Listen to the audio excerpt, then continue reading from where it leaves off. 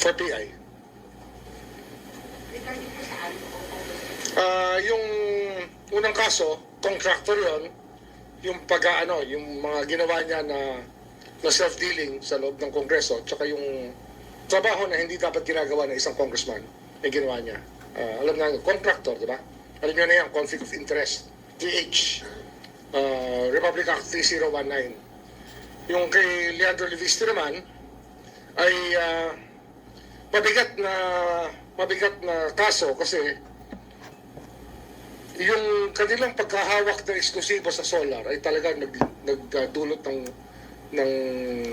damage sa ating republika, sapagkat hindi naman sila tumupad sa kanilang dapat tuparin at hindi nila ginawa yung dapat nilang gawin at para bang basta malinaw na malinaw yung kaso na ang kanilang ginawa ay labag sa batas. At ang laki nang nawala sa ating lahat, sa ating mga Pilipino sa pagkakasalansan ng solar empire nila.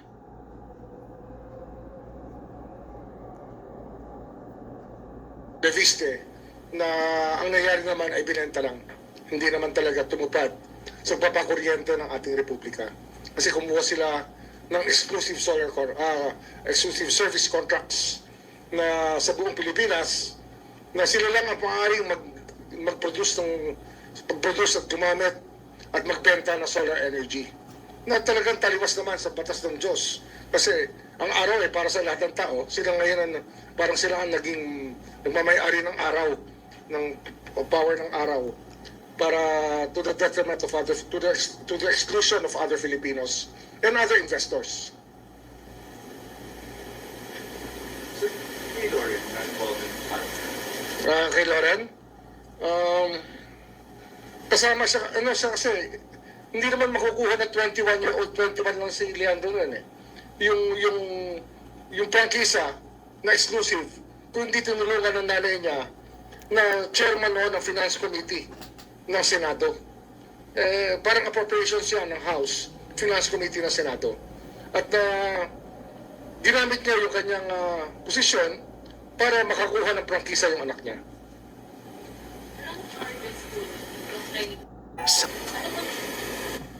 Evan Alvarez po, UNTV. Ano pong charges yung pang APPI po kay Senator Loren and Representative Leandro?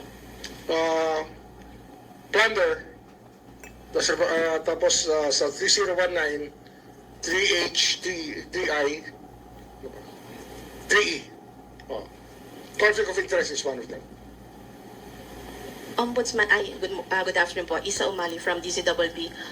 What if sabihin po ni Congressman Leviste na pinupolitika siya, kaya ngayon po ay siya isa sa ilalim sa... Masusi namin pinag-aralan to kasi this is a very novel case. Hindi ito basta-bastang maiisip na dapat gawin.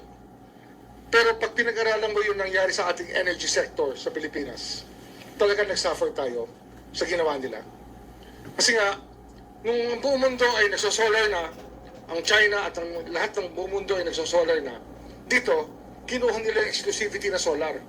At saka may mga project talagang hindi matuloy-tuloy at hindi ma-on-stream, hindi magamit dahil pinipigilan sila ng Department of Energy dahil merong exclusive contract. Nangyari yan sa lalawigan ng Cavite. Nagkaroon kami ng isang 80-hectare solar field. 40 ba? 40 to 80 hectares sa loob ng EPSA na hindi nabigyan ng fit-in tariff na fit dahil exclusive na ang itong exclusive franchise na dapat dumaan ka sa kanila para makagamit ka ng solar. Sipin nyo yun, para makagamit ka ng araw, magpapaalam ka sa kanila.